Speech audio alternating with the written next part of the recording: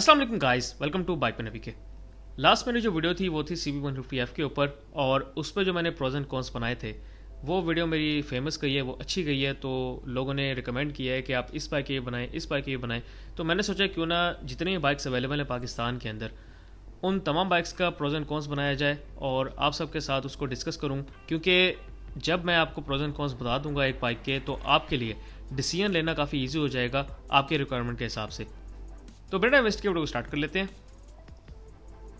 सबसे पहले हम शुरू करते हैं कॉन्स के साथ। अब कॉन्स में जो सबसे पहली चीज़ मिलती है हमें YBR-G के अंदर, वो है इस बाइक का ओवर प्राइस्ड होना। ये बाइक एक कम्प्लीटली ओवर प्राइस्ड बाइक है। अब इस बाइक की अगर हम प्राइस की बात करें तो इसके दो वेरिएंट्स हैं। एक वेरिएंट की प्राइस है 4,36,000 रुपये, एक वेरिएंट की प्राइस है 4,39,000 रुपये। अब ये बाइक 4,36,000 रुपये के और 4,39,000 रुपये के कहीं से लगते हैं आपको। अब इतनी प्राइस में पहले बंदा ये सोचता था कि यार इनसे बेहतर है बंदा कोई इससे बेहतर चीज़ ले ले, 150 की तरफ चला जाए। और अभी भी अगर आप चाहें तो इस प्राइस में 150 की तरफ जा सकते हैं। इस बाइक की जो प्राइस शुरू में स्टार्ट हुई थी, जब ये बाइक आया था, उस वक्त इसकी प्राइस थी तकरीबन 1,35,000 से 1,40,000 रुपये के दरमियान। और बढ़ते बढ़ते अब ये 400% इंक्रीज़ हो गई है इसकी प्राइस, और अब न्यू प्राइजेज़ आपके सामने हैं। तो मैं हमेशा कोई भी अगर मेरे से रिकमेंडेशन लेता है न्यू की, तो मैं कहता हूँ कि अगर आपको यूज़ में 500, 600, 1000 चला हुआ मिल रहा है तो आप पैसे अपने बचा लें, बेहतर है। क्योंकि जब आप न्यू की तरफ जाते हैं तो 4,36,39 का तो ये न्यू है। इसके बाद आपको एक्स्ट्रा फ़ीस भी देनी है जो कि तकरीबन 20 से 25,000 रुपये होती है इनकी। और जब आप इतनी फ़ीस देंगे तो उसके बाद जाके आपको बाइक मिलेगा, और वो भी फ़ौरन नहीं मिलेगा। तो इससे बेहतर है कि आप एक ऑलरेडी रजिस्टर्ड बाइक देख लें, यूज़ में देख लें, आप थोड़ा सा वेट कर लें। उम्मीद है 500, 1000 चला हुआ आपको मिल जाएगा। अगर 1500, 2000 भी चला हुआ हो तो कोई इसका इशू नहीं है। 5000 तक भी चला हुआ हो, जितना ज़्यादा चला हुआ होगा उतना आपको सस्ता मिल जाएगा। और अगर आप बेहतर से बेहतर कंडीशन में लेना चाहते हैं तो आपको 500 चला हुआ ले लें, 600 चला हुआ ले लें, 1000 चला हुआ ले लें। बाइक के ऊपर अभी भी शापर चढ़ा हुआ होगा, 500, 400 जो चला हुआ होगा उसके ऊपर भी अभी शापर आपको चढ़ा हुआ मिलेगा, और आपको न्यू प्राइस से काफ़ी सस्ता मिल जाएगा वो। अब हम आते हैं बहरहाल सेकंड कॉन की तरफ। तो सेकंड कॉन हमें जो मिलता है इस बाइक के अंदर वो है अनएक्सपीरियंस मैकेनिक्स का। इस बाइक के जो मैकेनिक्स हैं, यामाहा के जितने भी बाइक्स के मैकेनिक्स हैं, वो सब कोई इतने ख़ास आपको नहीं मिलते। ख़ास तौर पे अगर आप यामाहा की अपने शोरूम से करवाते हैं तो उसमें भी अगर आपको अच्छे बंदे मिल गए तो अच्छा है, वरना बहुत से ऐसे टाइम पास वाले बंदे होते हैं, वो कोशिश करते हैं कि बाइक जल्द से जल्द हम फ्री करें ताकि दूसरा बाइक आए, और फ्री करते जाते हैं उसको, प्रॉपर बाइक को चेक नहीं करते। अब ये भी मैं सबकी बात नहीं कर रहा, कुछ ऐसे हैं और कुछ लोगों को ये एक्सपीरियंस हो चुका है जिसकी वजह से वो कहते हैं कि यार फारिग है यामाहा मोटरसाइकिल, ये है वो है। तो बेसिक इशू यही होता है कि उनको मैकेनिक अच्छा नहीं मिला हुआ होता। तो आप पहली बात तो ये कि कोशिश यही करें कि आप जो बंदा अच्छा है, जिसको आप जानते हैं कि भाई वाकई ये बाइक का काम अच्छा कर लेता है, तो उसके पास जाएँ आप। अच्छा, इसके बाद जो एक और चीज़ आती है इसके अंदर, जो कि मैं कहूँगा एक कौन है, वो है इस बाइक के अंदर नॉकिंग का इशू। हो सकता है कुछ लोगों को आया हो या ना आया हो, लेकिन जितने यूज़र्स से मैंने सुना है वो कहते हैं कि एक टाइम के बाद हमें बिल्कुल गियर के एंड पे नॉकिंग का इशू आता है। अगर आप बाइक भगाते हैं तब आपको फील होता है, अगर आप बाइक को नहीं भगाते, बिल्कुल गियर के एंड तक नहीं लेके जाते, तब तक बाइक ठीक रहता है। लेकिन जब आप बाइक को गियर के एंड तक लेके जाते हैं तो नॉकिंग इशू आता है इसके गियर के एंड में, और वो इशू कुछ एक्सपीरियंस को फेस करना पड़ा है, और उसका हल जो है वो प्रॉपर कोई निकल नहीं रहा।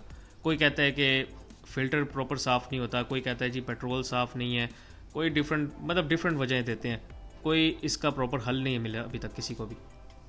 इसके बाद जो नेक्स्ट कौन है वो है इस बाइक के अंदर फीचर्स के मिसिंग होने का। इस बाइक के अंदर दो फीचर्स आपको मिसिंग मिल रहे हैं, जिसमें एक है किल स्विच और डिपर। अब इन्होंने 400% प्राइस तो बढ़ा दी है। 400% प्राइस में ये 150 रुपये का किल स्विच और डिपर वगैरह नहीं लगा सकते, या चलो 500, 1000 लग जाएगा, 2000 लग जाएगा इनका, तो असेंबली तो कम से कम बेहतर हो जाएगी, और ये चीज़ें लाजमी होने चाहिए। अब सुजुकी का जो GT110S है वो इससे सस्ता बाइक है और सीसीज में भी कम है, लेकिन उसके अंदर आपको फीचर्स वाइज सब चीज़ें मिल रही हैं। जबकि YBR-G के अंदर, जो कि यामाहा का एक जाना माना बाइक है, उसके अंदर आपको किल स्विच मिसिंग मिलता है, डिपर भी मिसिंग मिलता है। अब एक चीज़ तो होती है कम से कम। बहरहाल ये मेरी नज़र में जो कौन से हैं अभी तक बाइक के अंदर। बाकी अगर बाइक के प्रोस की बात करें तो अब प्रोस की तरफ आ जाते हैं। प्रोस में जो सबसे पहला प्रो है इस बाइक का वो है कंफर्ट लेवल। बाइक का कंफर्ट लेवल आउट क्लास है। बाइक के कंफर्ट लेवल को अभी तक CB150F ने बीट किया है और उससे CB150F से पहले किसी बाइक ने बीट नहीं किया था इसके कंफर्ट को। बाइक का कंफर्ट आउट क्लास है अभी भी। अगर आप इस बाइक को लॉन्ग टूर पे लेके जाते हैं तो काफ़ी कंफर्टेबल रहेंगे आप इस बाइक के अंदर। बाइक के अंदर शॉक्स अच्छे हैं, बाइक के अंदर जो सीट है वो अच्छी लगाई गई है, बाइक के अंदर जो इंजन है उसमें बैलेंसर है, तो बाइक वैसे ही कंफर्टेबल हो जाता है। दूसरा है इसके अंदर वाइब्रेशनलेस इंजन। बाइक का जो इंजन है उसमें जैसे कि मैंने आपको बताया कि बाइक के अंदर बैलेंसर शाफ्ट इंस्टॉल्ड है और ओवरहेड कैमशाफ्ट इंजन है। ओवरहेड कैमशाफ्ट होने की वजह से बाइक बहुत कम वाइब्रेशंस प्रोड्यूस करता है और उसके अलावा जो बैलेंसर शाफ्ट है वो जितने वाइब्रेशंस प्रोड्यूस होती हैं उसको भी कंट्रोल कर लेता है और बहुत माइनर वाइब्रेशंस आपको मिलती हैं और वो बहुत माइनर इतनी होती हैं कि फील नहीं होती जब तक आप हाई स्पीड में नहीं जाते। जब आप हाई स्पीड पे होते हैं तो फिर कुछ वाइब्रेशंस फील होती हैं। तो वाइब्रेशनलेस इंजन आपको मिल जाता है इस बाइक के अंदर। अब तीसरे कौन की तरफ चलें तो तीसरा कौन है इसके अंदर चीप पार्ट्स। अगर आप इस बाइक को परचेज़ करते हैं तो आपको इतना ज़्यादा फ़र्क नहीं पड़ेगा इसके पार्ट्स से, क्योंकि इसके जो पार्ट्स हैं वो आपको चीप मिलते हैं। उसकी रीज़न ये है कि इस बाइक की जो प्रोडक्शन है वो पाकिस्तान में शुरू हो गई है, काफ़ी टाइम पहले से हो गई थी और इसके जो पार्ट्स हैं वो भी पाकिस्तान में ही बनते हैं, जिसकी वजह से इसके जो पार्ट्स हैं वो आपको बाकी बाइक से सस्ते मिल जाते हैं। अगर आप इसके पार्ट्स को सुजुकी GD110 से कंपेयर करते हैं तो सस्ते मिलेंगे, सुजुकी के किसी भी बाइक से कंपेयर करें तो आपको इसके पार्ट्स सस्ते मिल जाएंगे। अगर आप होंडा की बात करें तो होंडा का जो CB150F है उससे आपको इस बाइक के पार्ट्स सस्ते मिल जाएंगे। इसके अलावा जो मेन चीज़ है इसके अंदर कौन जिसको मैं कंसीडर करूँगा वो है इसकी fuel efficiency. Fuel efficiency bike की बहुत ज़बरदस्त है। अब ये भी डिपेंड करता है कि आपके बाइक को किस मैकेनिक के हाथ लगे हैं, अच्छे मैकेनिक के या बुरे मैकेनिक के। अच्छे मैकेनिक के हाथ लगे होंगे तो आप बाइक से 45 की एवरेज इजीली निकाल लेंगे। 55 तक भी लोग लेकर गए हैं, लेकिन मैं मिनिमम बता रहा हूँ 45 की। अगर आपके हाथ अच्छा मैकेनिक नहीं लगा तो फिर जो आपका बाइक है वो 35 से ऊपर मुश्किल से ही करता है। इसके बाद अगर नेक्स्ट कौन की बात करें तो वो है मेरी नज़र में इसकी ब्रेकिंग पावर और इसके टायर्स। इसके जो टायर्स हैं ख़ास तौर पर फ्रंट टायर, वो one of the main reason है इस बाइक के फेमस होने का। वो कैसे कि इस बाइक के जो फ्रंट टायर है वो बहुत ही अच्छी क्वालिटी का लगाया गया है और इससे इस बाइक की जो रोड ग्रिप है वो बहुत बेहतर बन जाती है। अगर आप वाइबर से भी इसकी रोड ग्रिप कंपेयर करेंगे तो आपको इस बाइक की बेहतर रोड ग्रिप लगेगी। इस बाइक के अंदर आप इजीली मनोवर कर सकते हैं, इजीली आप हाई स्पीड पे इस पे टर्न ले सकते हैं, और क्या चाहिए आपको।